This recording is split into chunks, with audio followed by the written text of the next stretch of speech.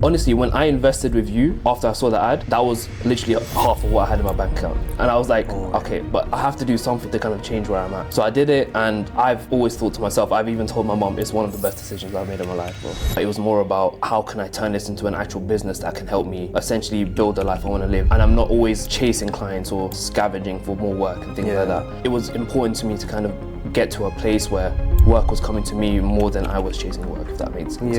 I was literally averaging probably around 3 to 4 shoots a month, not charging as much as I should be. I was probably earning around 2 to 3K a month. Right now, we're probably at around the 10K mark. The biggest thing for me is the peace knowing that I don't have to go hunting for clients because I know what's coming up for the next 6 months. So I was never able to really fully control my price. I had to accept what other people were giving me. I was honestly too afraid to charge too high because I didn't want to scare them away. In terms of how we position ourselves now, we can charge a much more premium price because we know what we're offering, we know what we're serving to these clients. I've gone from freelancing, not managing anyone, to now managing a team and making sure that all of these people are in line with one another.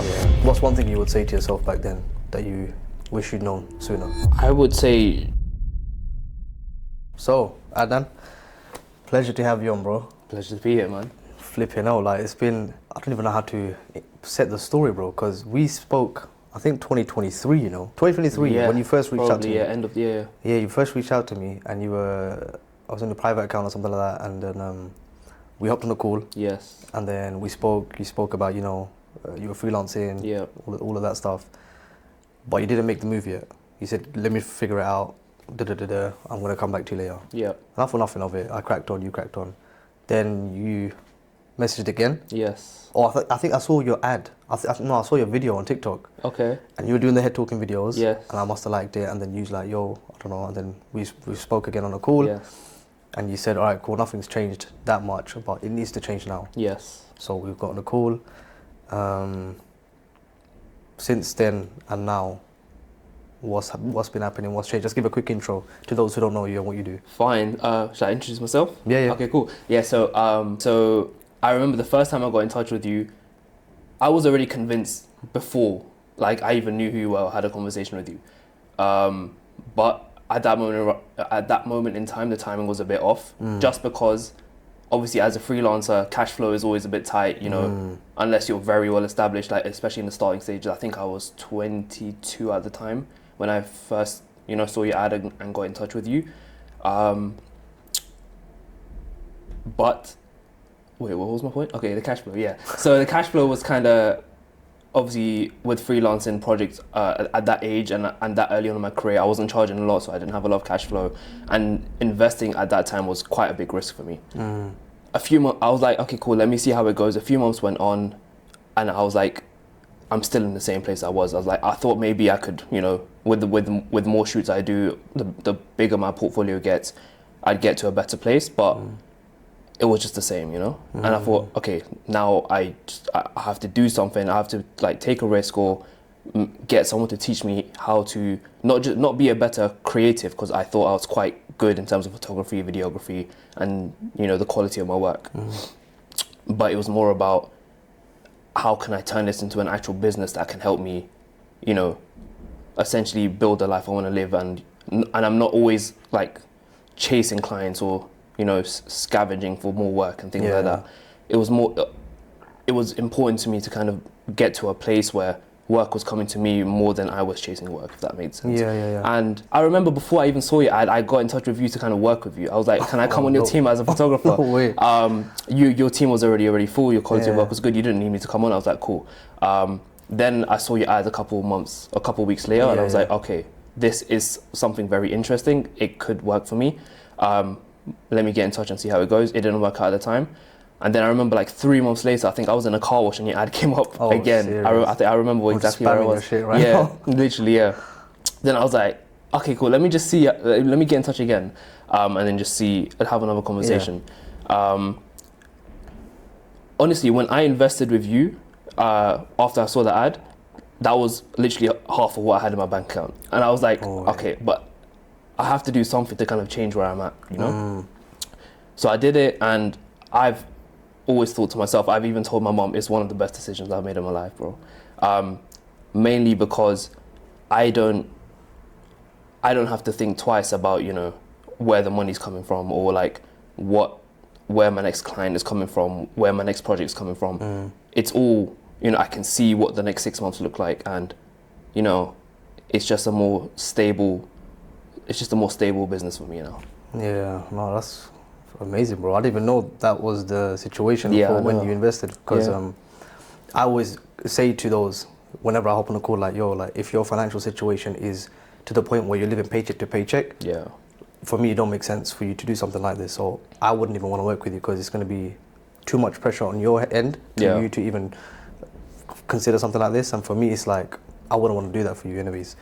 But you even doing that without even telling me was like, you risked it. Not really. It's like you betted on yourself. Like, I'm going to make this work. Yeah, 100%. And that showed throughout the whole time, because Yeah. every time we hopped on those calls, we spoke, you executed, and it's like the graph just kept getting up and up and up and up, and you could see it in yourself, man. So hats off to you, bro. You killed Appreciate it. it, bro. Yeah. So obviously, when you were freelancing, what were the numbers then, and what are the numbers now that you run an agency?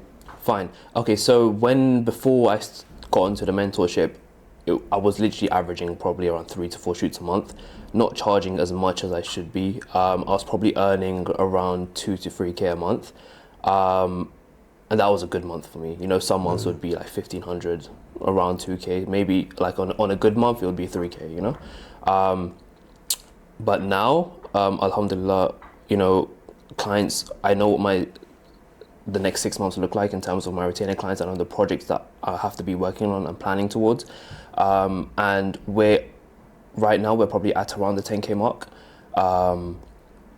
And it's such a, you know, the biggest thing for me is the peace knowing that I don't have to, you know, go hunting for clients, because I know what's coming up for the next 6 months. So yeah, that's kind of where we're at now. Flipping, oh, that's a big jump though. Yeah, So for sure. when you were doing the freelancing at the time, you mentioned your entry to food photography was doing Uber Eats. Yes. But how, like, for example, like, before you even got into that, how did you even know how to price? How did you even know what you wanted to charge? Okay. Or what you wanted to offer? How did that even come about? So with the Uber Eats contract, I didn't even price it. I just accepted what was offered to me, because I needed the work. That was a good. I'm still very appreciative of that opportunity, because it kept me afloat. Even though it wasn't where I wanted to be, it just kept me stable at the time. You know, I think I was earning like 150 to 200 per shoot. Was that full day or half day? So it was a half day, around a 3-hour shoot, and that was for around like 40 shoots in one campaign, right? So it was a decent project, but per shoot, I think it was still, you know, it wasn't where I wanted to be. Yeah. I forgot your question again, bro. My bad. And then how did you kind of then how was go that into pricing? pricing? Yeah, like, yeah, fine. So after that, Yeah, then so, you got your okay. own jobs and stuff, right? Yeah, so that was a fixed price from the agency, and every time I worked with the agency, I would try and negotiate a higher price. Yeah, right. But it wouldn't always work out, you know. It was always dependent on how much the agency was getting from their client, and then they would give a percentage of that to me, essentially. So I was never able to really fully control my price. I had to accept what other people were giving me, and I couldn't say no to it because I needed the work, right? And then in terms of pricing, when it came to freelance projects, I was honestly too afraid to charge too high because I didn't want to scare them away. Okay. Obviously, I needed the work, so I would give a very reasonable price. I would literally Google what's the average day rate. Serious. And I'll probably knock it down by a few, you know, £100 or something like that, just to make sure that the client says yes. Yeah. And it wouldn't matter how long the project was, even if it was 3 hours or if it was 8 hours, I'd probably be charging the same price, you know, just because I wanted the projects and I wanted the work to come in. But now, in terms of how we position ourselves now, you know, we can charge a much more premium price because we know what we're offering, we know what we're serving to these clients, and we're in a position where we have, you know, the proof of what we provide and what we deliver, and we also have the luxury of knowing that we already have a strong client base, so that if anyone says no, we don't have to budge and lower our prices too far down. Of course, you know, negotiation is normal, it's healthy. You kind of, with every client, you have to kind of find somewhat of a middle ground, where both of you guys are happy. But essentially, the most important thing is that, you know, we're not undercharging and we're not struggling as a team as well because clients don't want to pay. Yeah. And we have already the clientele that are paying us what we think we deserve and, you know, what we want to earn from the project. So just, yeah, and overall in a much better place with that. That transition from being a freelancer to an agency owner now, Yes. was it a scary transition into that? Like, what were the thoughts of in your head when we first kind of in the program, as we said, all right, cool. As a freelancer, of course, you're capped. Yes. Now we transition into as an agency. We work on your offer, your content and ads ecosystem, your scaling systems, etc. When all of those things were mentioned to you, what was running through your head like? Cool. Okay, so when we first started, I think more than anything, I was just excited that there was someone more experienced with me, kind of guiding me through these things, and I knew that sooner rather than later, things would click and it would work out for me. So I was excited by the idea of that, and I was very confident that eventually it would work out. So at the start, there wasn't that much, you know, concern or fear about anything. But as we grew more and more into the agency, as it started growing, as, you know, I started, you know, getting more clients, I was still like a one-man team at the time. Yeah. So there was a little bit of fear in terms of I need to make sure I deliver for all of these guys so I can obviously get more clients in the future and, you know, these clients don't go away. And I was obviously being a one-man team, there was a lot of responsibility in making sure, you know, every part of the process with these clients is being delivered on. For sure. So that was a big stress for me at the time. And so eventually I did start to grow my team. I started looking online for people, connecting and networking with people to kind of bring them on board, see, you know, who's a good fit and who's also experienced and knows what they're doing. Once I got that team in place, that comes with another level of stress in terms of I've gone from freelancing, not managing anyone, to now managing a team and making sure that all of these people are in line with one another. Yeah. And, you know, there's a good system to make sure that from when we bring the client on to when we deliver our deliverables, the whole process is as smooth as possible. So that comes with its own set of problems and its own set of, you know, concerns and stresses. But I think it's very healthy stress. It's a good place to be in. That type of stress is much better than the stress of not knowing where your project is coming from, right? Yeah. So yeah, I think the transition wasn't scary, but possibly, you know, a combination of anxiety, stress. But, you know, I'm the type of person to kind of just let things work out, let things play out, and, you know, trust God that everything will be all right. Yeah, as long as you do the work and your belief is there. There's no reason why it wouldn't. Even if it doesn't happen now, it will eventually come. What's meant for you is meant for you. 100%. But it's the fact that you showed up every day. You didn't allow excuses to kind of take over, regardless of whether maybe progress or results were slow at the beginning. You still continued. You still executed. That compounding effect is what allowed you to then be noticeable through content, because one of your videos got a really good traction when you first posted it organically. Yes. And you got like 15 or 20 inquiries off of that. And then that's when we were like, all right, cool. That's your niche with the restaurants. That's your best, that's your style. Let's just continue ripping it and continue compounding it. One of the things that was really interesting to me was that when you were first freelancing, you were charging like the day rates, you were checking on Google and all that stuff. So the highest you were probably charging then was like what? 400 or 500 per day, right? Yeah. What is the most highest value package or offer you have now that you're providing to a client? That would probably be 12 grand for an overall package with a client over 6 months. Wow. Yeah. Flipping It's out. incredible. It's a big jump from where I was, yeah, for sure. Could you ever see yourself doing that when you were freelancing? Never. I didn't think it was possible. I didn't know what could be achieved through, you know, photography, videography. I was at a point where before I signed on with you, I was like, if this doesn't work out, then I have to look at changing careers, because I didn't know how else I could make this work. I knew that, you know, there are successful content creators out there, photographers, videographers, but for some reason, it wasn't working out for me in terms of I was still just relying on one-off projects here and there.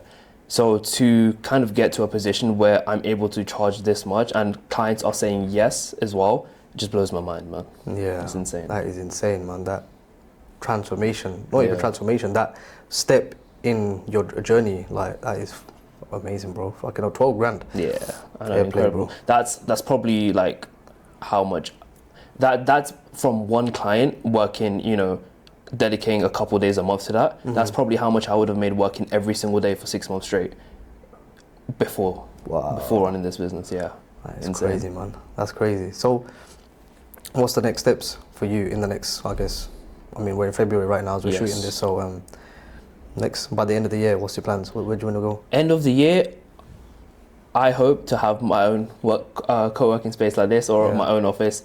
I want to bring a team involved in the office. So hopefully, be in a position where I can hand out full-time jobs, be responsible for a group of people that I work with on a daily basis to help grow the brand. And essentially, I think the end goal for me is I want to take myself completely out of the business in terms of being someone that kind of manages other people, but I'm still involved in the photography, videography side of things myself. So eventually, I want to take myself out of that and just be more on the business side of things rather than the creative side of things. Operations, strategy, sales, etc. Yeah. That's good, man. That's good. So, all right, cool. All of the financial changes that have happened to you, that's all great. But you see, the way you were operating back then as a freelancer, or even during that journey of yours, compared to who you are now and how you are now as a person, has that changed, or has there been any changes, or do you feel any different?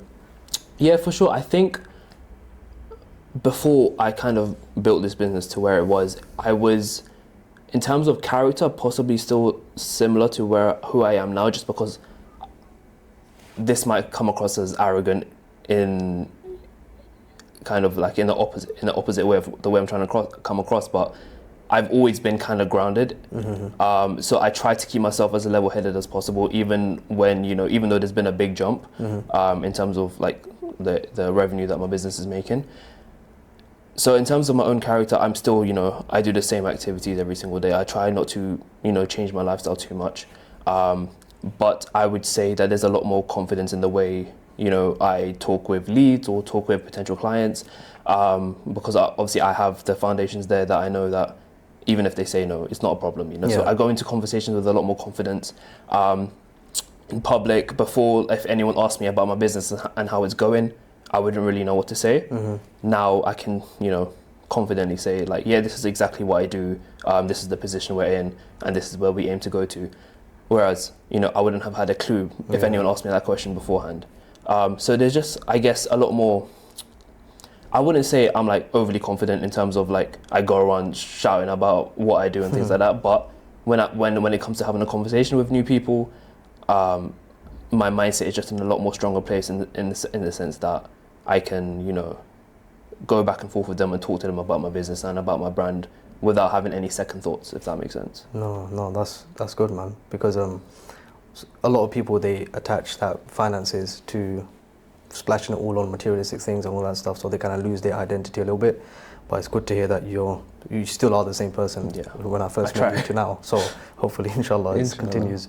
A question about your actual process in the program. Like, did you find it at any point confusing? Did you ever feel like, what, this doesn't make sense or anything like that? Or what were your opinions about actually going through the program in terms of this is what you needed to do, this is what we needed to change, etc., etc.? Like, how did you find all of that? So from the first day, I think from our first meeting, what's really good about this whole mentorship thing is that you literally have a step-by-step process of how to change things and what you need to change, and even to the like not blatantly, but how long it will take. Does that make sense? Yeah. So the great thing about this is that I wasn't really confused from. So of course there were elements that I didn't know how to run paid ads. I didn't know how to write the right script for these ads, but that wasn't a massive block in the way, because eventually everything was covered. So from the first step, where we were taking the small steps in terms of just changing what what I'm saying or changing what I'm posting and things like that, there's very clear guidelines on how to kind of reposition yourself to attract hire, better clients that are willing to pay more. So I think the process is very simple, very smooth. Of course, you have to put a lot of work into it. There's a lot of, behind the scenes work you need to do in terms of research, planning, and things like that. But in terms of the actual actions you need to take, very simple, very smooth. And the amazing thing is how easy you are to connect with if there ever is an issue. I could just message you and you reply straight away if I ever have any concerns. For example, when we were discussing running paid ads for me, I wasn't the best at coming up with scripts and things like that. So I would just send that over to you. You would help me out, change it, and just to get the best results from the ads. Yeah. So yeah, the best thing about this is how easy you are to communicate with, and if there's ever any concerns, it's just so easy to get an answer back. Appreciate that, man. If there was someone who's watching, or there will be someone watching this, and let's say they're in that same journey of hustling day and night, trying to make ends meet, they're not where they want to be, but they know there is a path there. Or let's say, what would you say to that individual or that version of yourself back then to get to where you are now or where you want to be? In terms of if they're deciding whether to get onto the mentorship? No, just like, let's say, for example, like, what's one thing you would say to yourself back then that you wish you'd known sooner? I would say try more things a lot more quicker and stop second guessing yourself. If you have a gut feeling, just go for it. Because I remember the first time I got in touch with you, I knew that this is something I needed to do, but I was holding off because obviously it was the first big decision, first big business decision I've had to make. It's probably the biggest investment I've made so far as well, aside from obviously generic business like ad spend and things like that. But in terms of actually making a decision on what I think could transform my business, this was one of the biggest decisions I made at the time. And the only thing I can think about is I wish I'd done it sooner, So I delayed it by 3 months. I think I could have been even 3 months ahead right now. But yeah, if anyone is, thinking about how to, level up their business, how to have a consistent stream of clients coming in, just, try new things. And if they're thinking about the mentorship, don't hesitate. Honestly, don't hesitate. It's one of the best decisions I've made. Appreciate it, man. Bro, it's been a pleasure. No problem at all. I'm excited to see where you take things for the future. Inshallah. And inshallah, I'll put your tag in the description, so if anyone has any questions, etc., they can reach out to you. Perfect. But yeah, man, appreciate you helping on, and yeah. Yeah, no problem. Thank you so much, man.